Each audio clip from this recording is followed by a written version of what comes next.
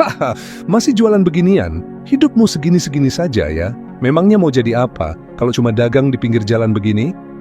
Kata-kata menyakitkan itu keluar dari mulut mantan suaminya, Budi.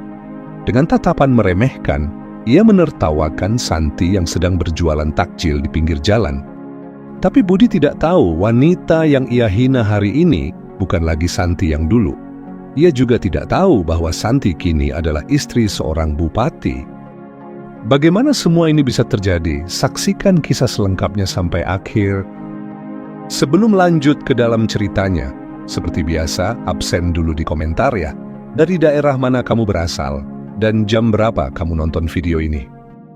Oh ya, bagi kamu yang baru bergabung dengan channel Cerita Renal, sebelum absen kamu harus subscribe dulu ya. Oke, kita langsung saya mulai ke cerita lengkapnya. Santi lahir dan tumbuh dalam keluarga sederhana di sebuah desa kecil. Sejak kecil, ia diajarkan nilai-nilai kesederhanaan, kerja keras, dan kejujuran oleh orang tuanya. Ayahnya seorang buruh tani, sementara ibunya membuka warung kecil di depan rumah.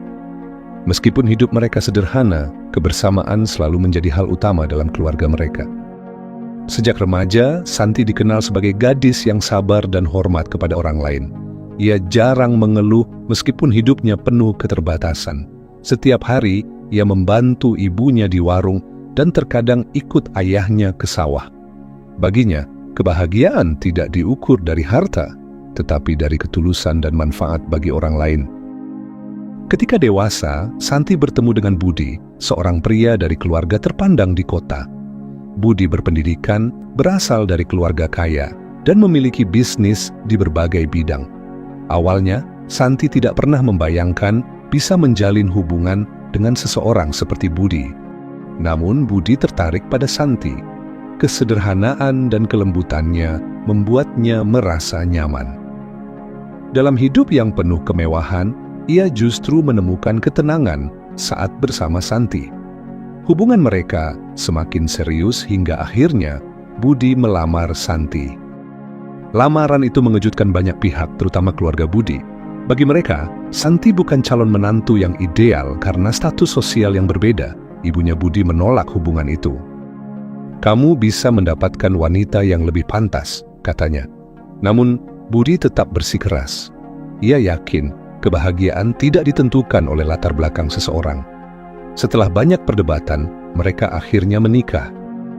Setelah menikah, Santi menyadari bahwa menyesuaikan diri dengan keluarga suaminya tidak mudah.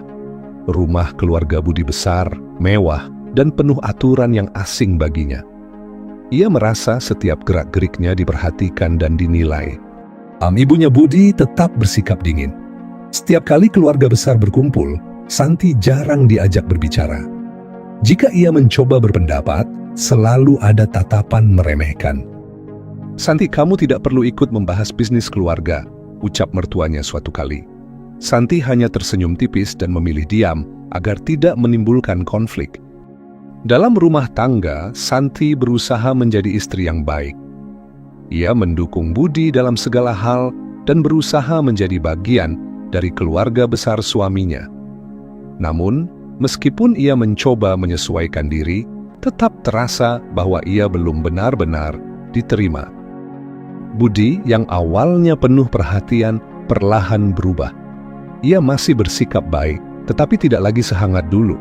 Ia sering pulang larut dan menghabiskan lebih banyak waktu di luar rumah. Santi merasakan perubahan itu, tetapi ia tidak berani bertanya terlalu jauh. Baginya, pernikahan adalah komitmen yang harus dijaga. Ia percaya, selama ia tetap setia dan sabar, segalanya akan membaik. Perubahan sikap Budi semakin terasa.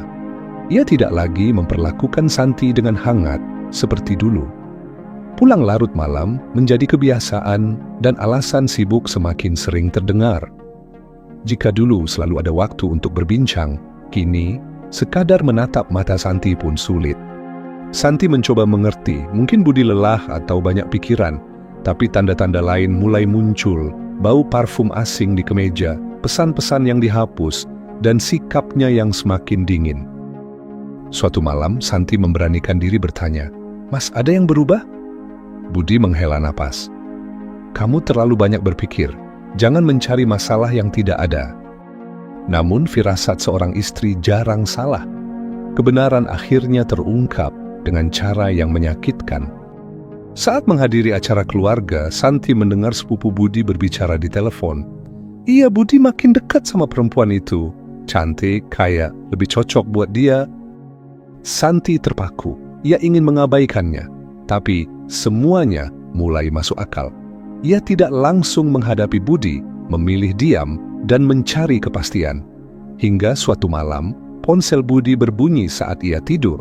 Layar menampilkan sebuah pesan. Aku rindu, kapan kita bisa bertemu lagi? Dada Santi sesak. Dengan tangan gemetar, ia membuka ponsel Budi. Ada banyak pesan lain, percakapan mesra, foto-foto kebersamaan, dan janji-janji manis yang tak lagi ia dengar dari suaminya. Ketika Budi terbangun dan melihat ponselnya di tangan Santi, wajahnya menegang. Kamu menggeledah ponselku? Suaranya terdengar marah, seolah-olah ia yang dikhianati. Santi menatapnya. Jadi ini alasanmu berubah, Mas? Aku ini istrimu. Budi mendengus. Tanpa berusaha membela diri, ia berkata dingin. Santi, kamu perempuan baik. Tapi kamu bukan untukku. Jawaban itu menampar lebih keras dari apapun. Setelah itu, perselingkuhan Budi tak lagi ditutup-tutupi. Keluarga Budi yang sejak awal tak menyukai Santi justru mendukung hubungan baru ini. Budi berhak mendapatkan yang lebih baik, ujar ibu mertuanya. Akhirnya keputusan itu tiba. Di ruang tamu, Budi duduk bersama pengacara keluarga.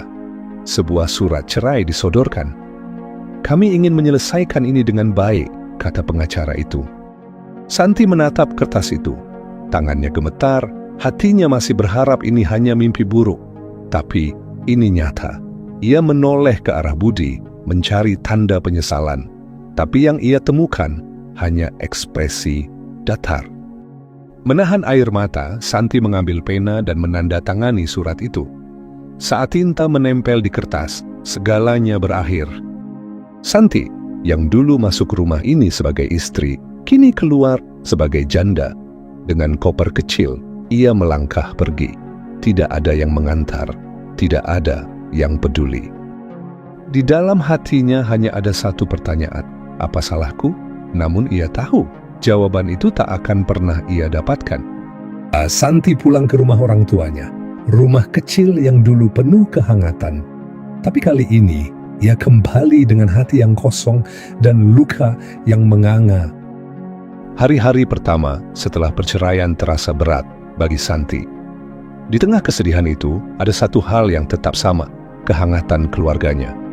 Ayah dan ibunya tidak menghakimi, tidak bertanya banyak. Mereka hanya memberi ruang bagi Santi untuk merasakan kesedihannya tanpa paksaan untuk segera bangkit. Namun Santi tahu, ia tidak bisa terus seperti ini. Dia mulai mencari kesibukan. Awalnya, ia membantu ibunya di warung kecil mereka. Dari sana, ia mulai berbicara dengan pelanggan, mendengar cerita mereka, dan menyadari sesuatu. Banyak perempuan menghadapi kesulitan yang lebih berat darinya. Ada ibu rumah tangga yang ditinggalkan suaminya tanpa nafkah, janda yang harus bekerja serabutan demi anak-anaknya, perempuan muda yang tak bisa melanjutkan sekolah karena ekonomi keluarga. Santi mulai bertanya-tanya, apa yang bisa ia lakukan? Jawabannya datang dari pertemuan tak terduga. Seorang pelanggan di warung ibunya, Bu Ratna, seorang aktivis sosial, mengajaknya bicara. Santi, aku dengar ceritamu, kata Bu Ratna. Kamu perempuan kuat. Daripada larut dalam kesedihan, bagaimana kalau mulai membantu perempuan lain? Santi terdiam. Ia tak pernah berpikir ke arah itu. Banyak perempuan butuh dukungan, lanjut Bu Ratna. Bukan hanya uang, tapi juga keterampilan. Mereka butuh seseorang yang bisa membimbing dan menginspirasi. Kata-kata itu menggugah hati Santi. Sejak hari itu, hidupnya mulai berubah. Ia bergabung dengan organisasi sosial yang dikelola Bu Ratna. Di sana, ia bertemu banyak perempuan dari berbagai latar belakang. Ada yang bercerai sepertinya, ada yang kehilangan suami, ada yang berjuang sendirian untuk anak-anak mereka. Santi tidak hanya mendengar kisah mereka, tetapi juga mencari cara untuk membantu. Ia mengusulkan program pelatihan keterampilan bagi para perempuan ini, memasak untuk dijual, berdagang dengan modal kecil, hingga mengelola keuangan rumah tangga. Awalnya, hanya beberapa orang yang tertarik, namun lama-kelamaan semakin banyak yang datang. "Santi, terima kasih, aku sekarang bisa jualan kue dan punya penghasilan sendiri," ujar seorang ibu dengan mata berbinar. Ucapan seperti itu membuat Santi merasa hidupnya kembali berarti. Ia mulai dikenal, bukan hanya karena kisah hidupnya, tetapi juga karena caranya menghadapi cobaan dengan ketekunan dan ketulusan. Berita tentang kegiatannya menyebar. Beberapa media lokal meliput aktivitas organisasi mereka. Nama Santi semakin dikenal bukan sebagai mantan istri seseorang, tetapi sebagai perempuan tangguh yang menginspirasi banyak orang. Namun, di balik semua pencapaiannya, Santi sadar ia tidak melakukan ini untuk membuktikan sesuatu kepada orang lain. Ia melakukannya karena tahu bagaimana rasanya terjatuh dan ingin memastikan perempuan lain tidak harus merasa sendirian. Luka masa lalu mungkin belum sepenuhnya sembuh, tapi kini ia memiliki tujuan baru. Tanpa ia sadari, jalan hidupnya sedang menuju sesuatu yang lebih besar. Tanpa ia sadari, namanya mulai dikenal di luar komunitasnya. Cerita tentang perjuangannya sampai ke banyak orang, termasuk seseorang yang tak pernah ia duga. Bagas, bupati di daerahnya, sering mendengar tentang Santi dari warga, staf pemerintahan, bahkan media lokal yang meliput kegiatannya. Awalnya, ia hanya mengagumi dari jauh. Namun, semakin sering mendengar tentang Santi, semakin besar keinginannya untuk mengenalnya lebih dekat. Mereka pertama kali bertemu dalam sebuah acara sosial. Santi menjadi pembicara dalam pelatihan usaha kecil untuk perempuan, sementara Bagas hadir sebagai tamu kehormatan. Ia memperhatikan cara Santi berbicara dengan percaya diri, bagaimana ia membuat peserta merasa berdaya. Setelah acara selesai, Bagas mendekatinya. "Bu Santi, saya sudah lama mendengar tentang Anda," katanya dengan senyum hangat. Santi sedikit terkejut. Ia tahu siapa Bagas, tetapi tak menyangka seorang bupati tertarik berbincang dengannya. "Terima kasih, Pak. Saya hanya melakukan apa yang bisa saya lakukan," jawabnya sopan. Setelahnya, interaksi mereka semakin sering. Bagas beberapa kali mengundang Santi ke kegiatan sosial yang melibatkan pemerintah daerah. Ia ingin mengenalnya lebih jauh, bukan dari cerita orang lain, tetapi melalui interaksi langsung. Santi menyadari perhatian yang diberikan Bagas. Namun, ia tidak ingin terburu-buru. Ia sudah pernah terluka dan tak ingin mengulangi kesalahan yang sama. Bagas pun memahami hal itu. Ia tidak memaksa, hanya menunjukkan perhatiannya dengan sederhana, menghargai pendapat Santi, mendukung programnya, dan yang terpenting, tidak melihatnya sebagai perempuan yang butuh dikasihani. Perlahan, hati Santi mulai terbuka. Bagas berbeda dari Budi. Ia melihat seseorang dari nilai dan perjuangannya, bukan dari latar belakangnya. Setelah banyak berbincang dan saling memahami, akhirnya Bagas menyatakan perasaannya. "Santi, aku tahu kamu perempuan mandiri.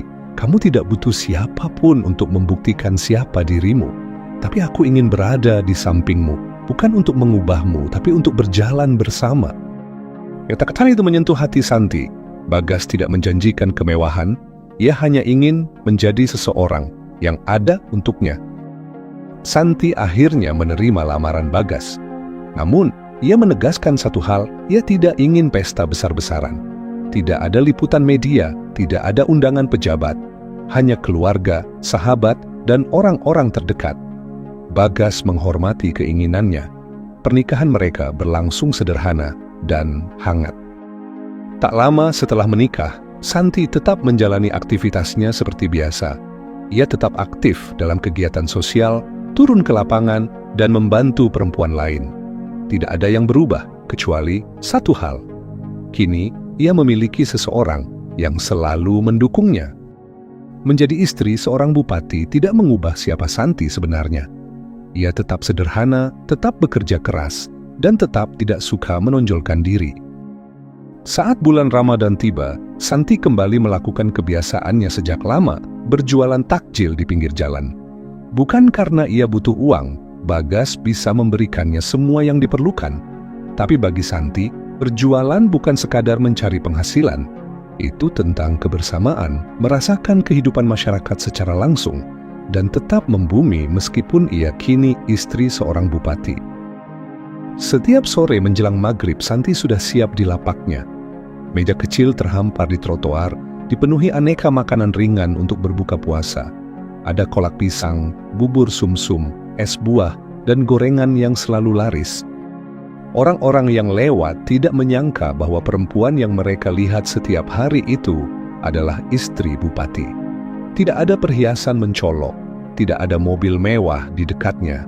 Ia hanya seorang perempuan biasa, tersenyum ramah, menyapa pelanggan, dan sesekali tertawa kecil saat berbincang dengan ibu-ibu yang sudah lama mengenalnya. "Bu Santi, kok masih jualan? Kan sekarang sudah jadi istri Pak Bupati," tanya seorang pelanggan yang baru tahu tentang pernikahannya. Santi tersenyum. "Loh, memangnya kenapa? Saya sudah terbiasa dari dulu." Jawaban itu membuat banyak orang semakin menghormatinya. Di saat banyak perempuan memilih hidup nyaman dan jauh dari kesulitan, Santi tetap berada di tengah masyarakat. Ia tidak ingin kehilangan jati dirinya. Bagas pun tidak pernah melarang. Ia memahami istrinya. Suatu malam, saat makan bersama, Bagas berkata, "Aku lihat banyak orang semakin kagum padamu." Santi tersenyum. "Kenapa? Saya cuma berjualan takjil." "Tapi itulah yang membuatmu berbeda," kata Bagas. "Banyak perempuan akan memilih menikmati kehidupan mewah di posisimu, tapi kamu tidak." Santi terdiam sejenak. "Dulu aku pernah dipandang rendah, diremehkan dan dicampakkan. Tapi aku tidak ingin itu mengubahku. Aku ingin tetap menjadi diriku sendiri." Bagas menatap istrinya dengan bangga. Ia tahu Santi adalah perempuan yang kuat, dan itulah yang membuatnya jatuh cinta. Namun, kehidupan tidak selalu berjalan tanpa kejutan. Sore itu, udara Ramadan terasa hangat. Langit mulai berubah warna, tanda waktu berbuka puasa semakin dekat. Santi duduk di belakang meja kecilnya, merapikan takjil yang hampir habis terjual. Seperti biasa, ia tersenyum ramah kepada setiap pelanggan yang datang.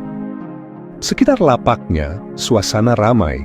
Orang-orang ngabuburit, mencari makanan untuk berbuka. Anak-anak berlarian, sementara suara azan maghrib tinggal menunggu hitungan menit. Di tengah kesibukan itu, Santi tidak menyangka bahwa masa lalunya akan muncul dengan cara yang tak terduga.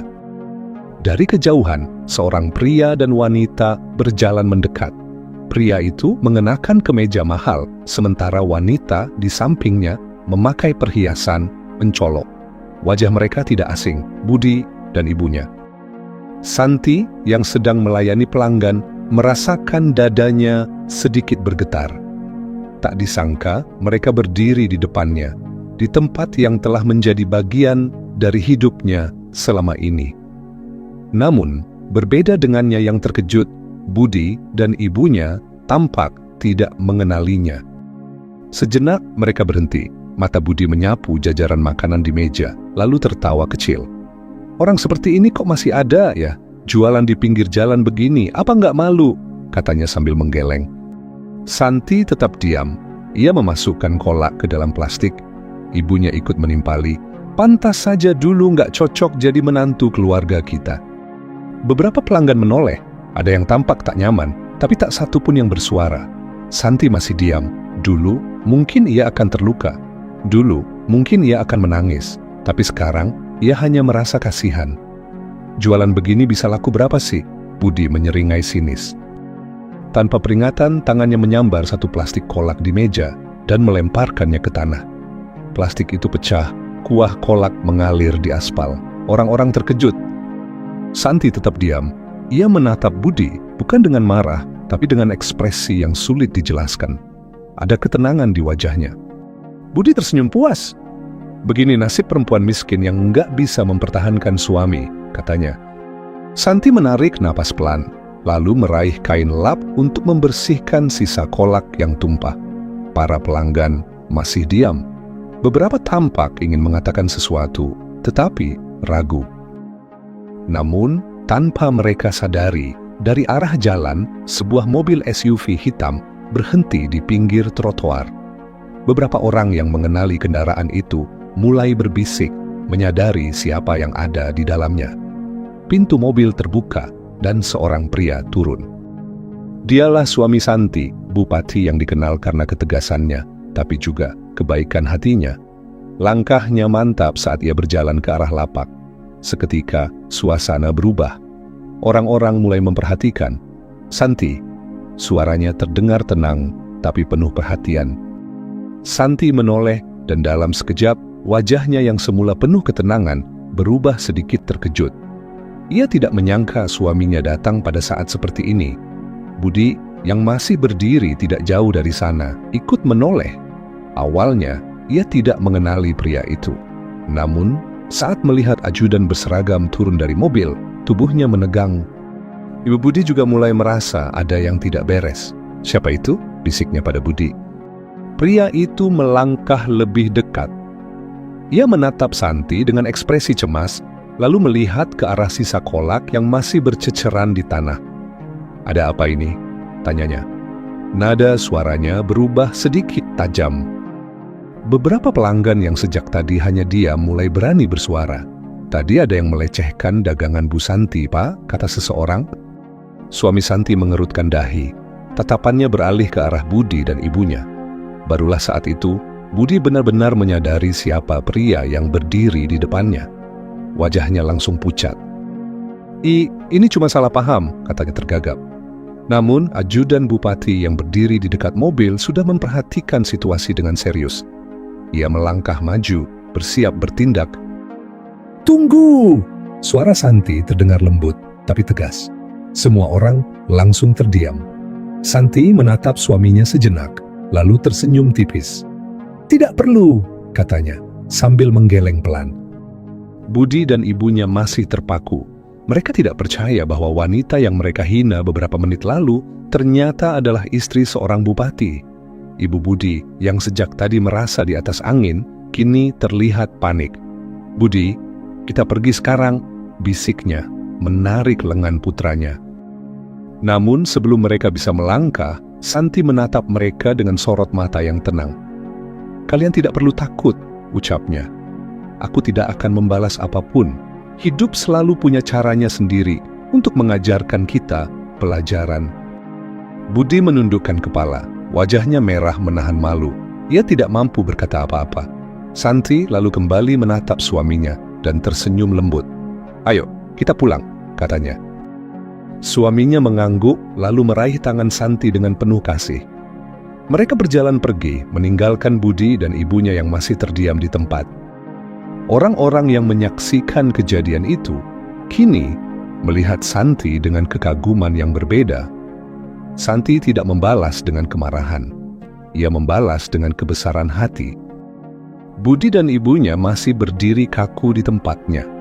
Wajah mereka memucat, seakan baru saja menyadari kenyataan pahit yang selama ini tak pernah mereka bayangkan.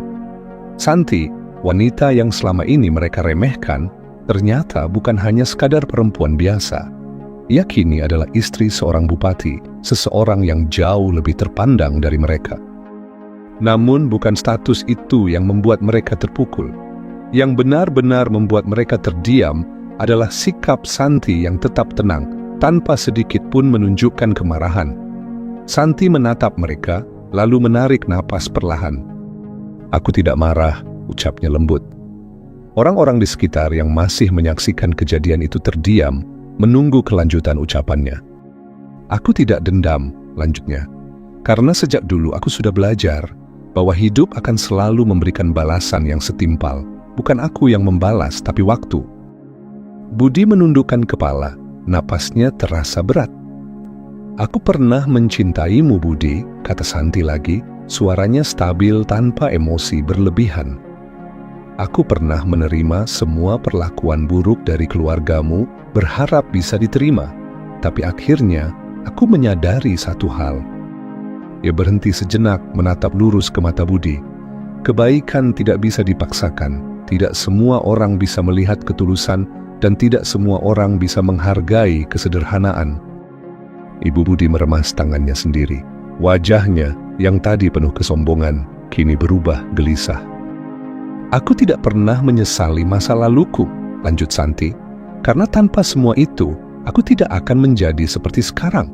Aku belajar bangkit, aku belajar bahwa kebahagiaan tidak datang dari bergantung pada orang lain, tapi dari bagaimana kita menerima dan mensyukuri hidup kita." Budi mengangkat wajahnya perlahan. Ada sesuatu dalam sorot matanya, rasa penyesalan yang dalam.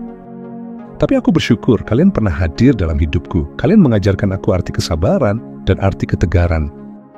Orang-orang di sekitar mulai berbisik pelan. Mereka melihat bagaimana Santi tetap berkelas dalam caranya menyampaikan pesan. Tidak ada amarah, tidak ada dendam. Hanya kata-kata yang begitu menusuk tanpa harus meninggikan suara. Suami Santi yang sejak tadi berdiri di sampingnya hanya tersenyum kecil. Ia tahu istrinya bukan perempuan biasa. Santi kemudian melangkah mendekati lapaknya yang masih berantakan. Beberapa pelanggan segera membantu merapikan, sementara ia sendiri mulai mengumpulkan kembali barang dagangannya. Sebelum beranjak pergi, ia menatap Budi dan ibunya sekali lagi. "Aku harap kalian baik-baik saja," ucapnya singkat. Karena tidak ada yang lebih menyedihkan daripada hati yang dipenuhi kebencian. Tanpa menunggu jawaban, Santi berbalik. Ia melangkah dengan tenang menuju mobil suaminya. Budi dan ibunya tetap diam, tak tahu harus berkata apa. Mereka baru saja kalah, bukan dalam perdebatan tapi dalam harga diri.